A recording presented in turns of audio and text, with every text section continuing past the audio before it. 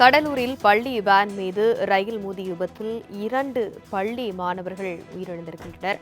இதுகுறித்து இபிஎஸ் இரங்கல் தெரிவித்திருக்கிறார். இந்த துயர செய்திக்கு இபிஎஸ் இரங்கல் தெரிவித்திருக்கிறார். அது பற்றிய அண்மை செய்தியை பார்த்து வருகிறோம். மேலும் விவரங்களை எமது செய்தியாளர் ராஜேஷ் விவரிக்க கேட்கலாம். வணக்கம் ராஜேஷ். கடலூரில் நடைபெற்றிருக்கக்கூடிய இந்த துயர சம்பவத்தில் எதிரொலியாக தற்பொழுது எதிர்க்கட்சித் தலைவர் எடப்பாடி பழனிசாமி இரங்கல் தெரிவித்திருக்கிறார். அவர் தனது இரங்கல் செய்தியில் என்னென்ன விஷயங்கள் எல்லாம் குறிப்பிட்டிருக்கிறார்? வணக்கம். கடலூர் மாவட்டம் செம்மாங்குக்குப்பம் பகுதியில் பள்ளி வேன் மீது ரயில் மோதி விபத்துக்குள்ளானதில் 2 மாணவர்கள் உயிரிழந்ததாக வரும் செய்தி மிகுந்த அதிர்ச்சியையும் வேதனையும் அளிக்கிறது என அதிமுகவின் பொதுச் செயலாளரும் தமிழக எதிர்க்கட்சி தலைவருமான எடப்பாடி கே பழனிசாமி தனது எக்ஸ் தளத்தின் வாயிலாக தெரிவித்திருக்கிறார். மேலும் உயிரிழந்த மாணவர்களின் குடும்பத்தாருக்கு எனது ஆழ்ந்த இரங்கலையும் வருத்தத்தையும் தெரிவித்துக் கொள்கிறேன்.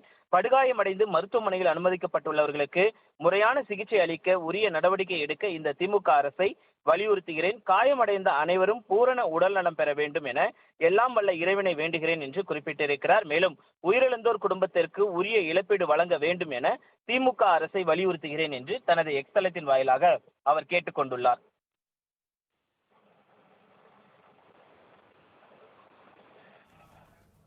விவரங்களுக்கு நன்றி ராஜேஷ். கடலூரில் பள்ளி வேன் மீது ரயில் மோதிய விபத்தில் 2 மாணவர்கள் உயிரிழந்திருக்கின்றனர்.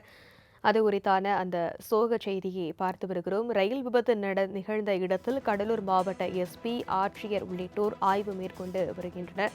தொடர்ந்து அடுத்தடுத்த கட்ட விசாரணையானது மேற்கொள்ளப்பட்டு வருகிறது. ரயில்வே கேட் கீப்பர் கேட்டை மூடாததே இந்த விபத்திற்கு காரணம் என சொல்லப்படுகிறது. அவரது அலட்சியமே இந்த விபத்திற்கு காரணம் என சொல்லப்படுகிறது. பள்ளி வேன் மீது ரயில் மோதி விபத்து ஏற்பட்ட இடத்தில் கடலூர் மாவட்ட ஆட்சியரும் நேரில் ஆய்வு செய்திருக்கிறார்.